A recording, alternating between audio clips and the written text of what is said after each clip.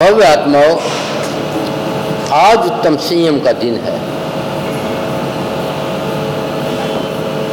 पानी से नहीं, दूध से मिलाई जाती है। कैंची से नहीं, सुई से सिलाई होती है।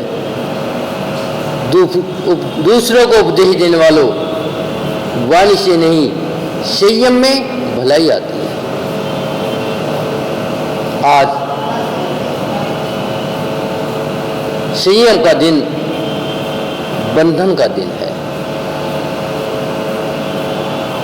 कर्म बंधन से नहीं, आपकी अपनी आत्मा को बंधन से छुटाने का दिन है।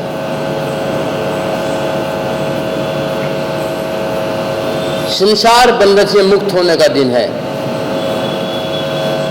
अपने आप का अभिनंदन करने का दिन है।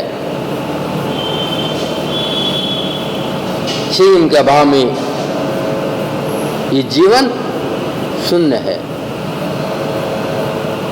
जिस प्रकार की एक दीपक जलता है, दीपक में मंद मंद प्रकाश है, उसकी लो डगमगा रही है।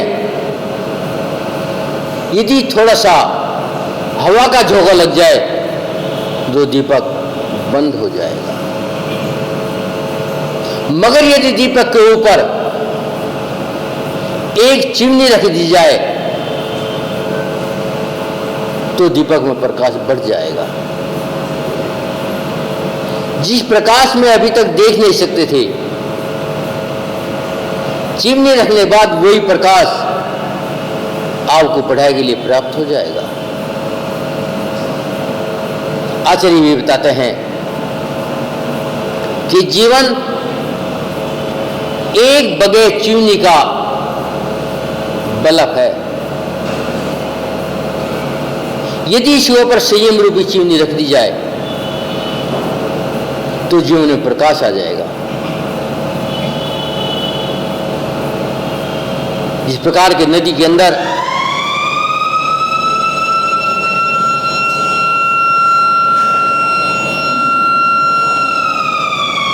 यदि तट नहीं है तो पानी मंजिल तक नहीं पहुंच सकेगा और पानी उधर बिखर करके विध्वंस पैदा करेगा। यदि तट है तो एक नदी की धारा अपने आप को समुद्र रूप बना लेगी। ये स्थिति संयम की है। अर्थात संयम अपने आप पर नियंत्रण है। इसका अर्थ है ना चलना और ना रुकना, ना खाना ना खिलाना, हर काम सोच कर करना। चलना, कहाँ चलना, खाना क्या खाना, बैठना कहाँ बैठना, बस यही तो संयम है। आचार्य कहते हैं यदि आपकी दृष्टि एकाग्र नहीं है तो आप दूर की वस्तु देख नहीं सकते। जब हमें वस्तु देखने के लिए अपनी दृष्टि एकाग्र करनी पड़ेगी, यदि हमें अपने आप को देखना हो तो मन वचन काया की दृष्टि एकाग्र करनी होगी। आचार्य इसे संयम कहते हैं। आपने सुना होगा कि वन के अंदर एक तपोनिधि, इस धरती के देवता 4 महीने का नियम लेकर के एक शिला के ऊपर खड़े थे। ऊपर एक वृक्ष था। 4 महीने ना कहीं आना और ना कहीं जाना, ना भोजन लेना ना सो जाना। कितनी सख्त प्रतिज्ञा थी। आज तो सोचना भी मुश्किल है। वो तपोनिधि भयानक जंगल में शिलाओं पर खड़े अपनी आत्मा का ध्यान कर रहे थे। उधर से सम्राट शरेनिक अपनी सेना के साथ अस्त्र शस्त्र के साथ निकल रहा था। देखा तपोनिधि को। आचार्य कहते हैं अग्नि के ऊपर तवा रख दो, गर्म होने में कुछ समय लगेगा, वो गर्म होने के बाद में रोटी सिकेंगी। मगर कसाई रूपी तवा एकदम भभक जाता है, विवेक खो देता है। राजा शरेनिक का तवा दहक गया, लाल हो गया। जैसे ही तपोनिधि को देखा 500 लड़ाकू कुत्ते छोड़ दिए, चीर देंगे, फाड़ देंगे और खा जाएंगे। मगर तिरंज को भी विवेक है। या देखो स्वामी महावीर की प्रतिभा, शेर और गाय को एक घाट में पानी पिला दिया। उन महाराज की प्रतिभा, लड़ाकू कुत्ते पर कम्मा लगा लिया और बैठ के महाराज के चरणों में एक दृष्टि करके महाराज को निहारते रहे। महाराज तो मौन थे, अपनी आत्मा में लीन थे।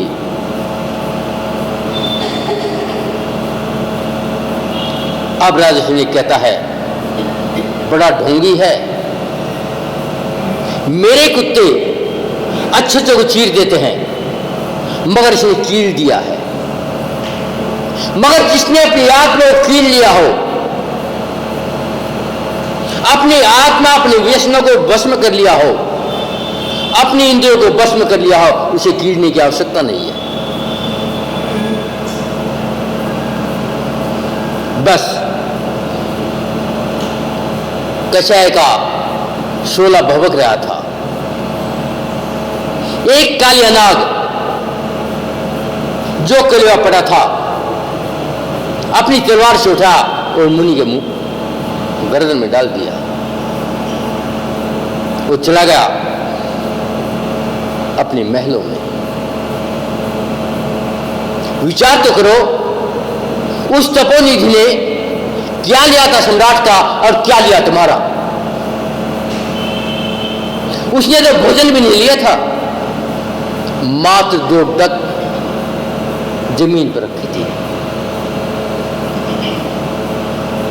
मगर जिसकी होनहार खराब हो, वो उन तपोनिधि से द्वेष कर लेता है। जैसे ही सिर्फ डाला, 7वें नरक का 33 सागर की आयु बांध के बंद बांध लिया। विचार तो करो, क्या स्थिति है। क्या ये संयम है, यही विवेक है, यही ज्ञान है, यही धनपति है, यही पद का गरिमा है। तो बंधुओं, आज संयम का दिन है और आचार्य कहते हैं रतंत्र ही संयम का आधार है। यदि रतंत्र है तो संयम है, या कह दो संयम का मतलब है पिछले पापों का प्रक्षालन और भविष्य के लिए संकल्प, वर्तमान की शुद्धि, इसे संयम कहते हैं। शायद आपने ना देखा हो, लेकिन पुरानी परंपरा है, जब बालक को स्कूल में शिक्षा लेनी थी और बालक के पालक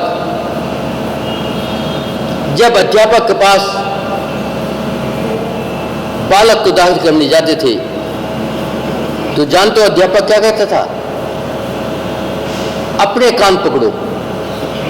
कैसे? ऐसे घुमा के।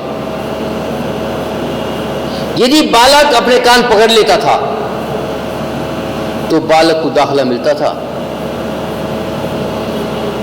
अन्यथा अध्यापक कहता था अभी 1 साल हो, दूध मक्खन खाओ। मगर यह परंपरा विद्यालयों से समाप्त हो गई, मगर मुनि धर्म से समाप्त नहीं हुई। आज भी हर मुनि अपने कान स्वयं अपने हाथों से पकड़ता है और दिन में 3 बार और कहता है पापिस्तेन, दुरात्मा, जड़ बिना, मां बिना, बोधि बिना। हे स्वामी, मैं पापी हूं, मैं दुष्ट हूं, मैं नालायक हूं, मेरे पापों का क्षय हो।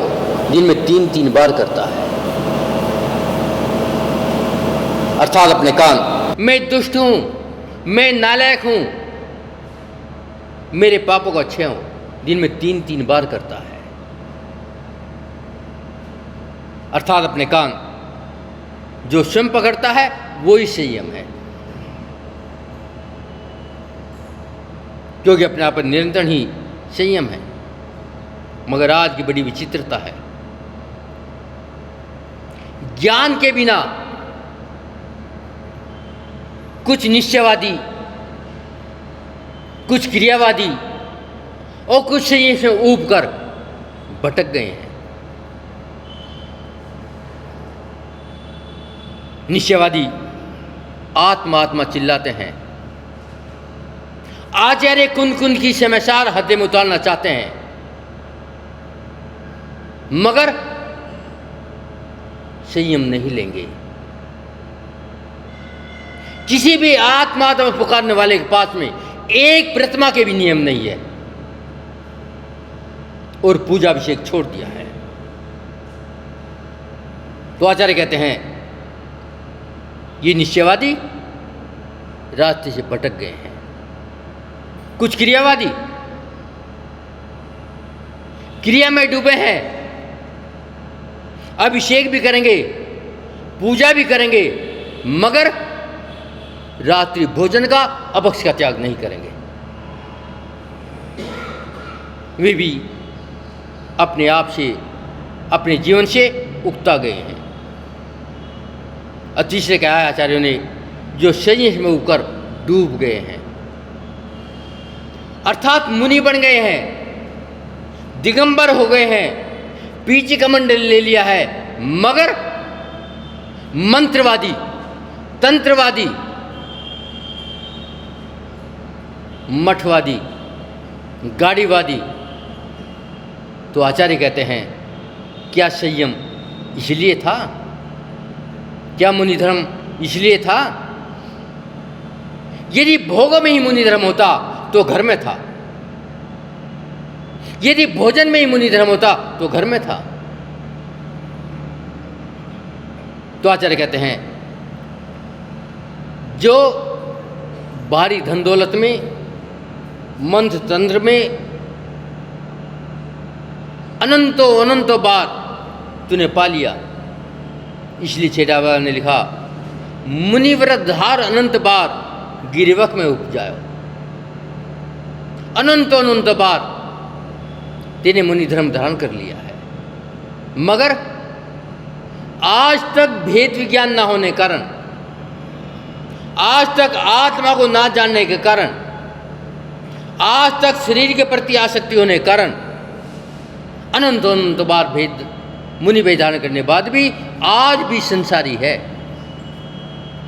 जबकि नियम है जो एक बार मुनि बन जाता है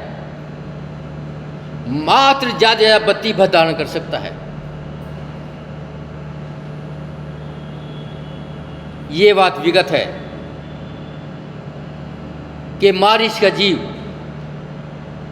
आदिनाथ के समोसन में मुनि था, मगर भटक गया, अहंकार में जी गया, 5 अरब 56 करोड़ 638 भव धारण किए, उसके बाद में मुनि बनकर के मोक्ष गए। क्योंकि हम भी मिथ्यात्व का पोषण करते हैं, इसलिए आचार्य ने कहा तेरे पीछे कमंडल का यदि इकट्ठे किया जाए सो मेरे विरोध से बड़ा हो जाए, क्योंकि मैं संयम से ऊब गया हूं और शरीर के राग में फंसा हूं। और श्राव की बड़ी कृपा है, आज पूरे हिंदुस्तान में किसी धर्मशाला में एक मुनि के लिए कमरा नहीं होगा। सब में पंखे, टॉयलेट, एसी, हाइलोजन, नहीं क्या क्या उपकरण लगा दिए हैं। और नाम संत भवन।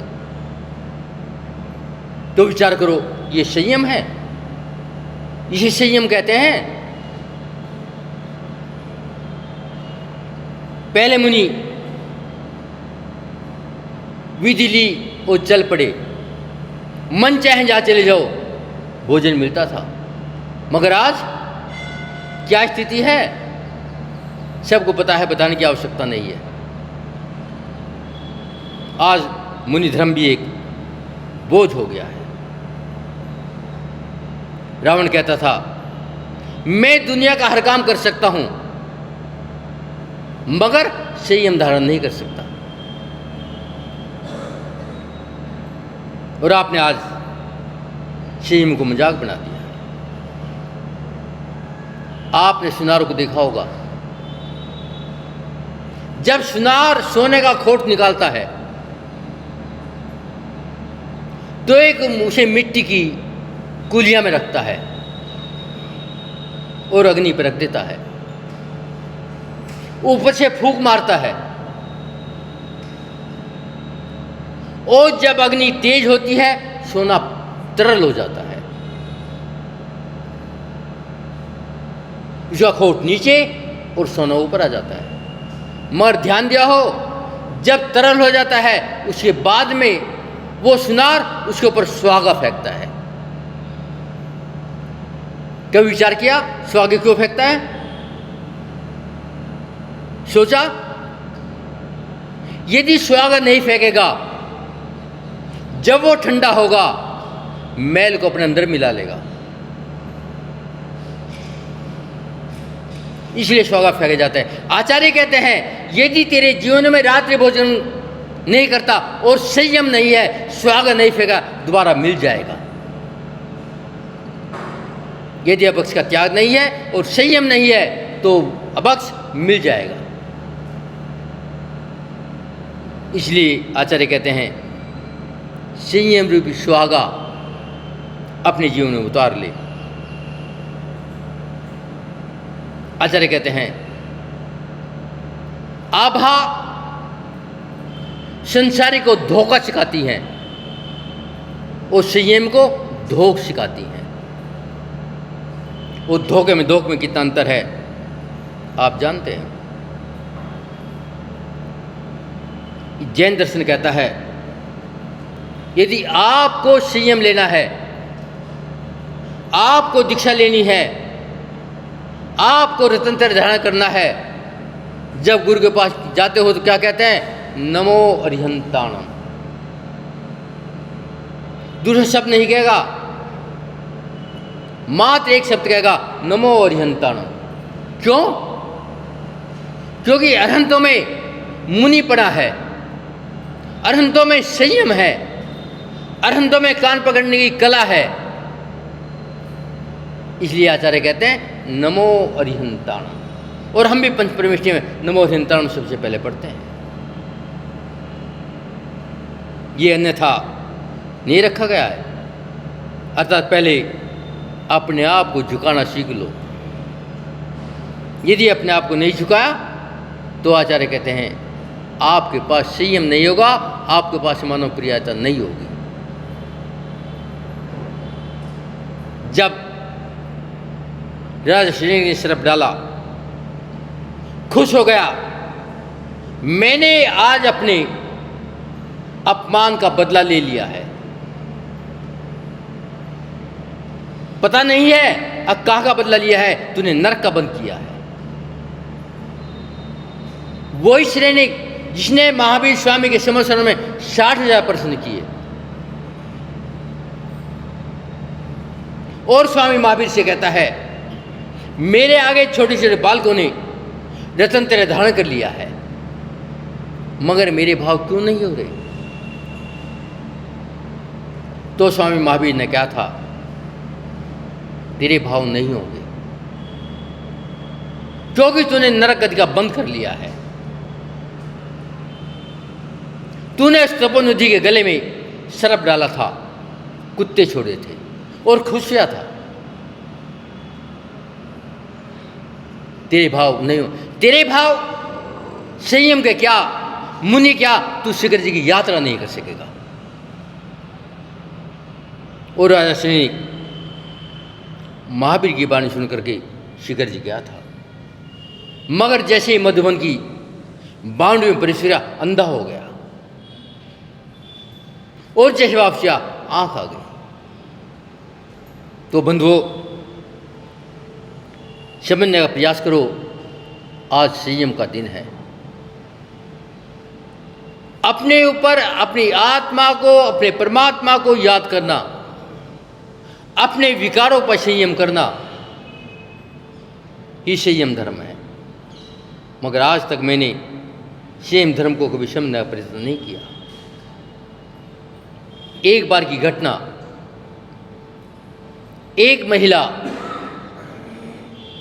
स्टेशन पर टिकट विंडो पर गई और कहा, एक घासीराम का टिकट दे दो। टिकट देने वाले क्लर्क ने पूरी सूची देख ली, घासीराम का कोई स्टेशन नहीं है। तो मैंने बुझा, ये घासीराम स्टेशन कौन सा है, कहाँ है घासीराम? घासीराम तो ब्रेंच में बैठा है, बुखार चढ़ रहा है।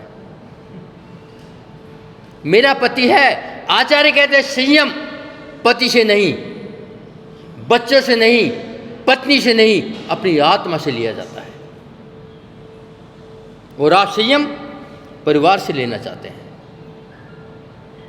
और कह देते हो अभी अवस्था नहीं है, तो आचार्य कहते हैं अभी संसार बाकी है। आचार्य कहते हैं संयम तो जेल में भी है, संयम तो जो घोड़ा टांगे जुटा है उसमें भी है, मगर ये संयम नहीं है। संयम बुद्धिपूर्वक है। संयम का मतलब अपने आप पर नियंत्रण है।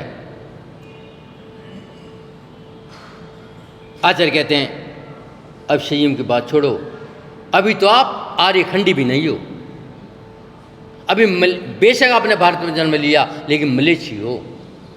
ना खाने का विवेक, ना सोने का विवेक, ना कमाने का विवेक, ना बेचने का विवेक, ना मंदिर में आने का विवेक, अभी आप मलेच्छी हो, आर्यखंडी नहीं हो। आचार्य कहते हैं पंच महावर धारण करना, 5 समिति धारण करना, 4 कषाय का निग्रह, 5 इंद्रियों पर कंट्रोल और मन वचन काय 3 दंडों पर लगाम, यही संयम है। कभी विचार किया कि संयम क्या है? आचार्य कहते हैं घोड़े पर लगाम, हाथी पर अंकुश, ऊंट में नकील, गाड़ी में ब्रेक, ये संयम की पहचान है। ये स्थिति यदि मानव की संयम रूप नहीं है, प्रतिज्ञा रूप नहीं है, तो क्या है? बेलगाम का घोड़ा है। एक बार घटना ग्रंथों में आती है, भैया समझेगा बता देना। एक बार महर्षि व्यास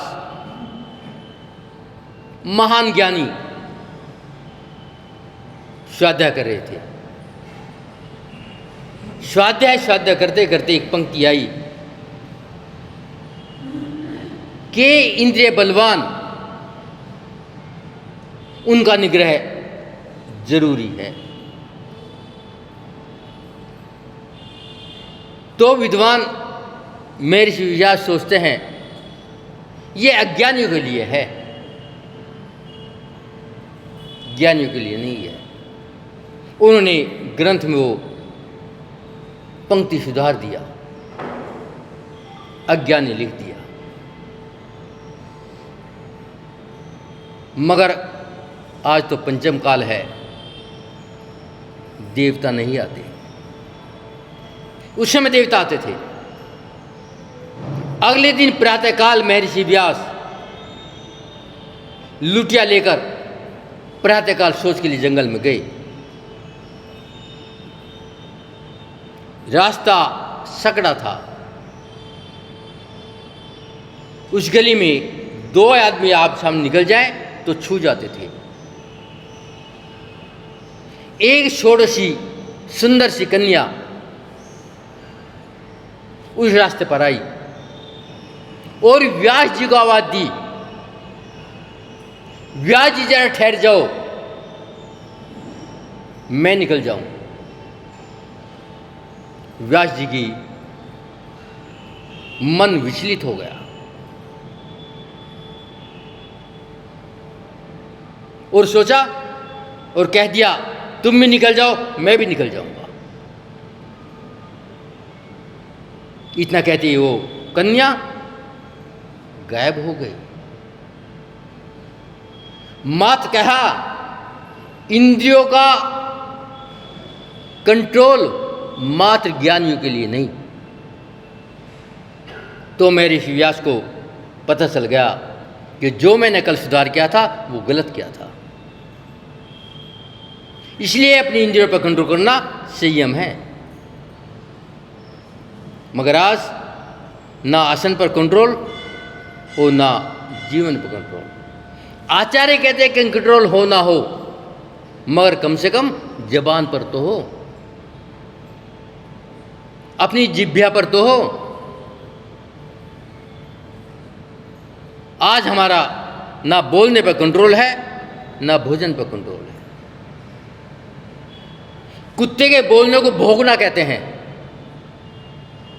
और मनुष्य के बोलने को भाषण प्रवचन कहते हैं। जबकि बोलते तो दोनों ही हैं। भगवान नेमिनाथ का समर्षण लगा है। समर्षण ने पूछा द्वारिका के बारे में, तो समर्षण में आ गया कि 12 वर्ष में जलकर नष्ट हो जाएगी, दीपायन मुनि के द्वारा जलाई जाएगी। दीपायन मुनि ने कितना प्रयत्न किया, छेद छोड़ दिया। बहुत से नारायण कृष्ण के पुत्र प्रद्युम्न कुमार ने भी यह बात सुनी, घर गए, अपने पिता से पूछा द्वारिका जलेगी, मैं मुनि बनना चाहता हूँ। कह जल्दी करो, देर मत लगाओ, इससे उत्तम कुछ नहीं है। अपनी मां रुक्मिणी के पास गए। उसने कहा अभी उम्र कम है, मगर उम्र का पता क्या है? नारायण कृष्ण कहते हैं सब ही मुनि बन गए, मगर मैं क्यों नहीं बना? मेरे भाव क्यों नहीं हो रहे?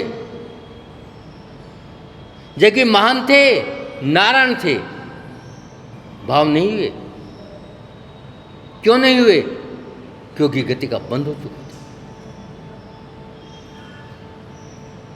तो आचार्य कहते हैं यदि देव गति छोड़कर किसी गति का बंद हो जाए तो संयम धारण नहीं कर सकता, और यदि नरक गति का बंद हो जाए, जो नियम लिए वो छोड़ने के भाव हो जाते हैं। तो विचार करो, मेरी स्थिति क्या है? मैं कितने नियम लेना चाहता हूं? जब जहां हल्के से त्याग की बात आ जाए, हल्के से नियम की बात आ जाए, तो सर्दियों में पसीने आ जाते हैं। पौष के महीने में पसीने, इसका मतलब जानते हो क्या है? पता है? हार्ट अटैक, उसकी पहचान है उल्टे हाथ में दर्द और पसीना, बस। अब क्या होगा? खाली अनंत देव सत्य, यही बाकी है। तो संयम बताता है कि आज संयम का दिन है, कुछ करना हो कर लो, अन्यथा तुम जानो। एक बार की घटना बताने के बाद अपनी बात समाप्त करूंगा। एक बेटे ने मां से कहा, मां मेरे भाव संयम के हैं, मैं मुनि धर्म लेना चाहता हूं। मां ने कहा, बेटा ये काम इतना आसान नहीं है, बच्चों का खीर नहीं है, अकबड़ उतारे मुनि हो गए। नहीं बाबा, 22 परिचय भी हैं। लेकिन बालक कहता है, नहीं मां, मैं मुनि बनूंगा।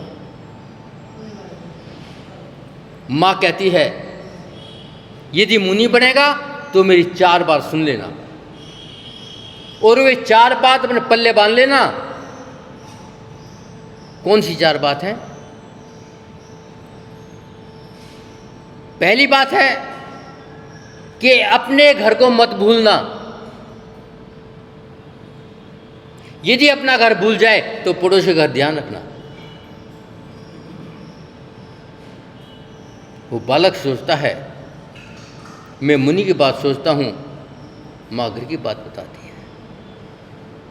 चुप है। कहती, दूसरी बात क्या है?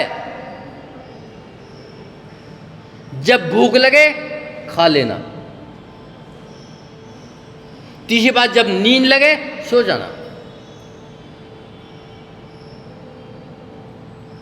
बड़ी गहरी बात है। मुनि बनने की बात बीच में खाने की, सोने की, मकान की, पड़ोसी की बात कहां से आ गई?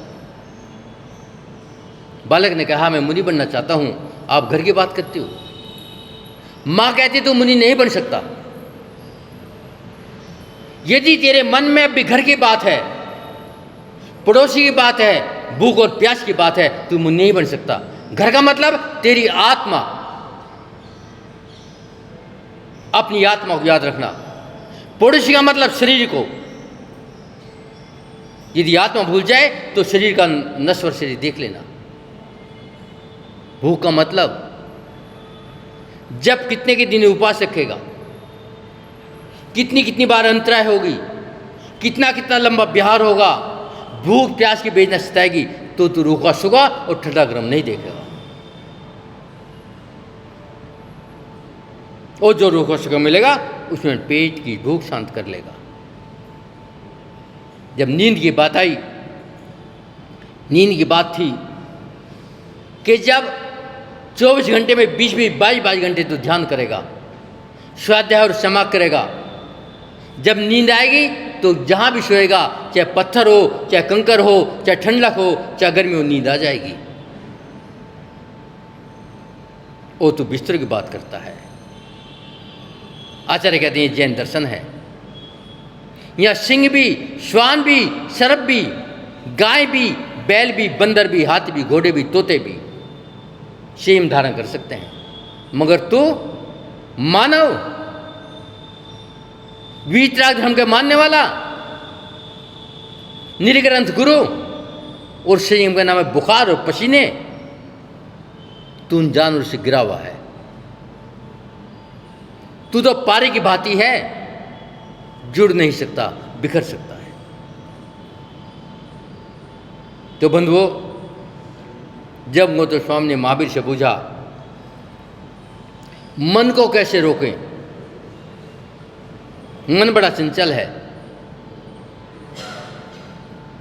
तो स्वामी महावीर ने कहा था, मन एक दुष्ट घोड़े की भांति है।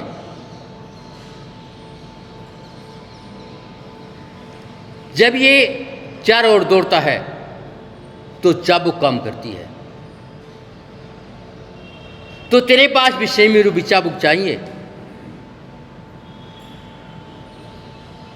और यदि तेरे पास चाबुक संयम रूपी होगी तो तेरे पास संयम आ जाएगा, अन्यथा तेरे पास ना संयम है और ना जैन धर्म है। बस इतनी बात कह के अपनी वाणी को विराम देता हूँ। ओम शांति, ओम शांति, ओम शांति।